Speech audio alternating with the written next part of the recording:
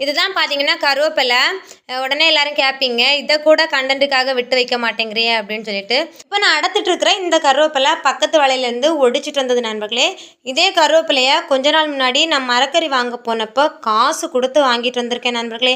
எங்க வீட்ல நிக்கிறப்போ அதோட அருமை தெரியல. இப்ப காசு குடுத்து வாங்குறப்போ, இத நம்ம காசு குடுத்து வாங்குறதுக்கு நம்ம வீட்ல இருக்கிறத வெட்டி விடாமலே இருந்திருக்கலான்னு ஃபீல் பண்ண வேண்டியதா இருக்கு.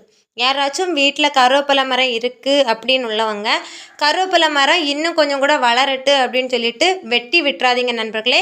அது வெட்டி விட்டோம் அப்படின்னா மொத்தமாவே பட்டு போயிரும். கருவேப்பிலை மரம் இன்னும் துளிர் விடணும்னா நம்ம ஒடிச்சு தான் விடணும். நாங்க வெட்டி விட்டதுனால எங்க வீட்ல உள்ள கருவேப்பிலை மரம் வேரோட பட்டு போச்சு. நாங்க பண்ண தப்ப நீங்களும் பண்ணாதீங்க. இப்ப எல்லாம் வெளியில இருந்து இந்த மாதிரி கிடைக்கிற கருவேப்பிலைய ஒரு டப்பாக்குள்ள ஸ்டோர் பண்ணி 1 மாசம் 2 மாசம் யூஸ் பண்ற மாரி பண்ணிட்டு இருக்கேன் நண்பர்களே. நீங்க யாரெல்லாம் இந்த மாரி பண்ணிட்டு இருக்கீங்கன்னு கமெண்ட்ல சொல்லுங்க.